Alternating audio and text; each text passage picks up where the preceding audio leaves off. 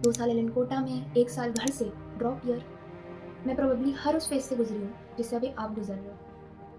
And in this video, I have poured everything, my entire 3 years journey into 21 brutally honest lessons.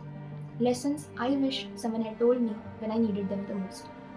तो अगर आप कोई है जो कोटा जाने का सोच रहे हैं या फिर ड्रॉप लेने का सोच रहे हैं या फिर अपनी प्रिपरेशन में स्टक हैं, so this video might give you something which you didn't know you needed.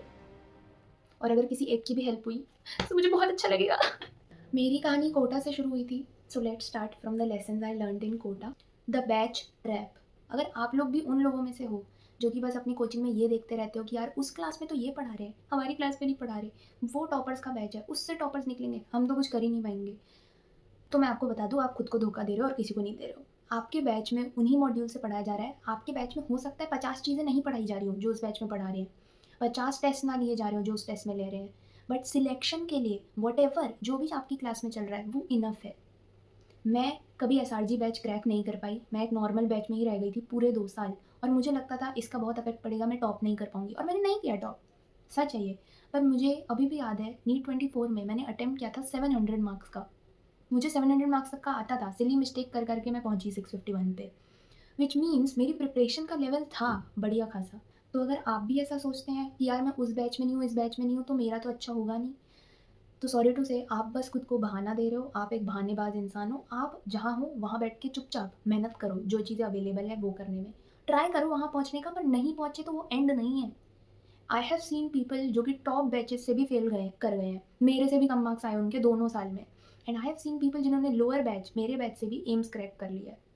सो आपका रिजल्ट आपके हाथ में है और एंड में किसी का बैच का नाम कुछ मैटर नहीं करेगा, आपका नीट का रिजल्ट मैटर करेगा। आई कांट इवन टेल कि मैंने कितने दिन एक आइडियल डे की वेट में वेस्ट किए हैं। मतलब मैं सोचती थी कल से करूँगी, एक बार परफेक्ट फ्लो आ गया तब करूँगी, और आपको धीरे धीरे रियलाइज़ नहीं होता, पर ये आइडियल डे का जो आइडिया है आपके माइंड में, वही आपका सबसे बड़ा एक्सक्यूज़ बन जाता है कि यार आज तो पूरा दिन वेस्ट ही हो गया है, तो ये नहीं कि रात के जो घंटे हैं उसमें मैं पढ़ लूँ, ना ना ना ना, अब कल से पढ़ूंगी, क्योंकि सब परफेक्ट होना चाहिए ना। नीट को कोई फ़र्क नहीं पड़ता कि आपका प्लानर कितना परफेक्ट था, आप पूरे 12 घंटे पढ़ते थे कि नहीं, नहीं। नीट को फ़र्क पड़ता है कि आपने क्या अपने वर्स्ट डे पे शो अप किया। क्या जब आपको बहुत डिस्ट्रैक्टेड फ़ील हो रहा था तब आप बैठे अपनी कुर्सी पे और आपने पढ़ा? सो अगर आप भी एक मैजिकल टाइम, एक मैजिकल डे का वेट कर रहे हो, परफेक्ट डे, तो don't wait, start where you are, do what you can, because that is enough. The third lesson is that rely on discipline more than motivation. क्या आप भी motivational video देखते हैं, टॉपर का रूटीन देखते हैं, 14 घंटे कैसे पढ़ाई करते हैं इसके वीडियो देखते हैं, तो मैं आपको बता दूं आप एक एडिक्शन में फंसते जा रहे हैं। एडिक्शन सिर्फ नीट प्रेप के टाइम में ड्रग्स लेना नहीं होता है। सोशल मीडिया एडिक्शन के बारे में भी अभी सबको पता है। पर मोटिवेशन भी एक एडिक्शन होता है। और ये एक ऐसा एडिक्शन है जिसमें आपको ये लगेगा भी नहीं कि आप कुछ गलत कर रहे हो। आपको लगेगा आप अच्छा ही तो कर रहे हो, इससे आपका पढ़ने का मन हो रहा है, इससे आपको अच्छा लग रहा है। बट एक चीज़ जो आप भूल जाते हो कि यार मोटिवेशन आपको ऐसा फील कराता है कि आप ऑलरेडी कुछ कर चुके हो, जबकि आपने किया कुछ नहीं है।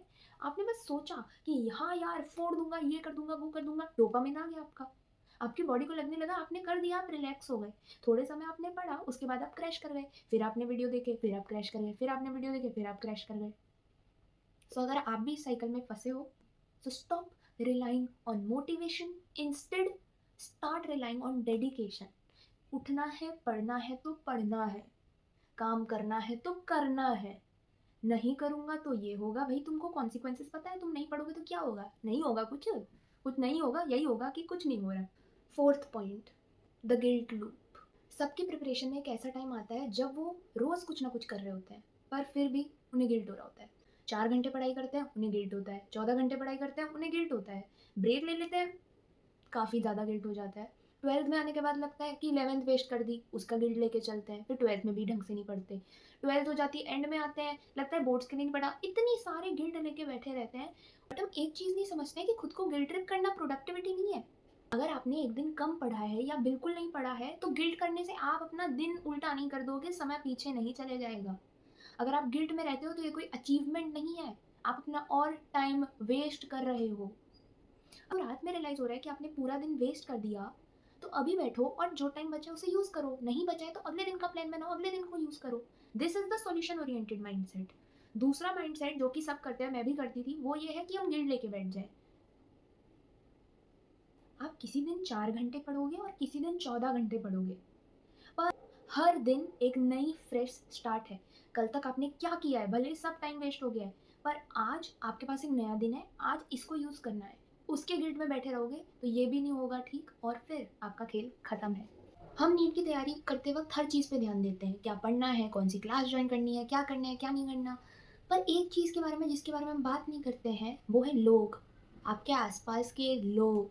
अगर आप बच्चों के अराउंड रहते हैं, हॉस्टल में रहते हैं, तो आपको ऐसे-ऐसे बच्चे दिखेंगे।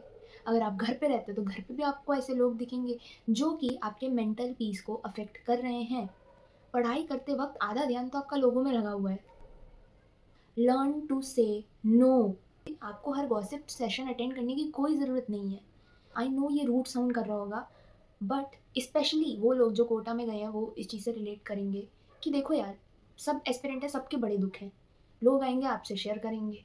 एज़ अ काइंड पर्सन आप एक लिमिट तक एंटरटेन कर सकते हो। एक पॉइंट के बाद आपकी मेंटल पीस अफ़ेक्ट हो रही है। सो यू नीड टू से नो, कि अगर कोई इंसान है जो आपका बहुत टाइम वेस्ट कर रहा है, यू नीड टू से नो। इससे मुझे एक कहानी याद आती है। आई स्टिल रिमेंबर कि एक बार XYZ फ्रेंड, उनके साथ बात करके मेरा टाइम वेस्ट होता था, काफ़ी हो रहा था। वो खुद भी, उनका ध्यान नहीं था, डेडिकेटेड नहीं थे वो बिल्कुल भी, एंड इवन मेरा टाइम भी वेस्ट हो रहा था। तो एक मोमेंट पे आई डिसाइडेड कि ओके, मैं थोड़ा-सा डिस्टेंस मेंटेन करूँगी अब, क्योंकि बहुत टाइम वेस्ट हो रहा है। और ये मैंने अपने किसी और फ्रेंड को बोला, राइट? उस फ्रेंड ने मुझे बोला कि यार नहीं, ये कितनी बुरी बात है, और कैसा लगेगा और क्या लगेगा, और वो बात सही है आपकी, 100% बात सही है। पर क्या हमने कभी ये सोचा था हमारे मम्मी-पापा को कैसा लग रहा है जब हम बंद कमरे में अंदर पढ़ाई नहीं करते हैं? क्या आपने कभी ये सोचा है कि जब आप गप्पे लड़ाते रहते हो तो आपके मम्मी-पापा को कैसा लगता है? उन्हें पता भी नहीं चल रहा है। तो मतलब आप उन्हें धोखा दे, मुझे ये समझ नहीं आता, बच्चे अपने मम्मी-पापा से झूठ बोल रहे होते हैं, धोखा दे रहे होते हैं उन्हें, उन्हें वो चलता है, पर वो किसी फ्रेंड का, एक नॉर्मल बैचमेट का, उस बैचमेट को भी कभी पढ़ाई करनी चाहिए। मैं आपको बता दूँ, जब आप उस इंसान से, किसी भी XYZ पर्सन से, अपने ढोलू-भोलू दोस्त से, जब आप डिस्टेंस करते हो खुद को कि यार मुझे पढ़ाई करनी है इसलिए मैं डिस्टेंस, आप उसकी भी भलाई कर रहे हो। उसको भी उस टाइम पे पढ़ना ही चाहिए। तो जब आपको बहुत बुरा लग रहा हो ना कि यार आप अपना टाइम बचाने के लिए ऐसा क्यों कर रहे हो, या कोई आपको बुरा फ़ील कराए कि तू तो बहुत पढ़ने लग गया है भाई, तू तो बात नहीं करता, तू तो ये नहीं करता, तू तो आपको उन्हें कुछ समझाने की ज़रूरत नहीं है, बिकॉज़ किसी को कुछ समझाने की ज़रूरत नहीं है। बट आप खुद को ये समझाओ कि ये सब करके मैं अपने मम्मी-पापा के साथ ईमानदारी कर रहा हूँ, and that's what really matters. वो आप लोगों के साथ आपके बचपन से है, आपका वो XYZ ढोलू-भोलू दोस्त नहीं। Leave the victim personality. अगर आप विक्टिम पर्सनैलिटी हैं, जो विक्टिम प्ले करते रहते हैं, तो आप भी ये चीज़ अपने से दूर करिए। और अगर कोई इंसान ऐसा है आपके आस-पास जिसको और कुछ नहीं आता, बस कंप्लेन करना आता है, तो उस इंसान को भी खुद से दूर करिए।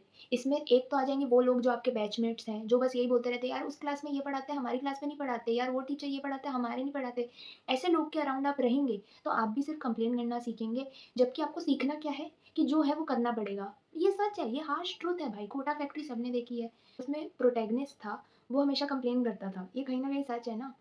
जबकि क्या आप कुछ भी चेंज कर सकते हो? क्या आप अपना सिलेबस चेंज कर सकते हो? क्या आप बोल के अपनी क्लास चेंज कर सकते हो? क्या आप बोल के अपना टीचर चेंज कर सकते हो? नहीं कर सकते। इतनी जल्दी आप एक्सेप्ट कर लोगे और विक्टिम माइंडसेट से हट के ग्रेटफुल माइंडसेट में जाओगे कि यार कम से कम मेरे पास कोचिंग तो है, कम से कम मैं क्लास में जाके पढ़ तो पा रहा हूँ, तो उतना ही अच्छा आप कर पाओगे।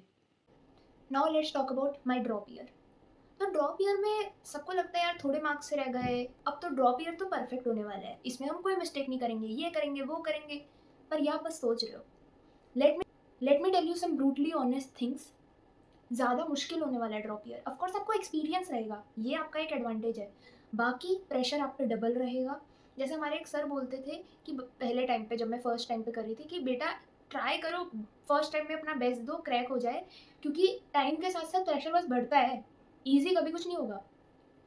आपका पढ़ने का मन और कम करेगा, क्योंकि ये सब्जेक्ट अब आप नई बार नहीं पढ़ रहे हो, अब आप ये ऑलरेडी पढ़ चुके हो, ऑलरेडी पढ़ा हुआ पढ़ना है। मतलब आयरनी देखो, पढ़ने का मन नहीं करता, हर चीज़ देख के लगता है यार ये तो पढ़ी हुई है, ये तो पढ़ी हुई है, जबकि अगर सब पढ़ा होता तो 720 नहीं ले आते। ना ही आपके इस साल कोई बोर्ड्स होने वाले हैं कि आपको पढ़ना ही पड़ेगा। सो जो भी है सब आप ही के ऊपर है, और मोस्ट ऑफ द जनता ऐसी होती है कि इस टाइम पे वो लोग, मेजॉरिटी, कोई अगर कोई कोचिंग ले भी ली तो वो टेस्ट सीरीज के लिए लेते हैं, मेजॉरिटी सेल्फ स्टडी कर रहे होते हैं। तो you have to be very disciplined, और drop year is not the solution until you make it आपको उसे बनाना पड़ेगा अपना बेस्ट ईयर, तब जाके आपको रिजल्ट दिखेगा। वरना आप फंसोगे भयंकर ड्रॉप ईयर के लूप में, क्योंकि कुछ तो आप पढ़ोगे, फिर थोड़े और कम मार्क्स से आप रह जाओगे, फिर थोड़े और कम मार्क्स से आप रह जाओगे, और फिर आप ड्रॉप लेते रहना ज़िंदगी भर।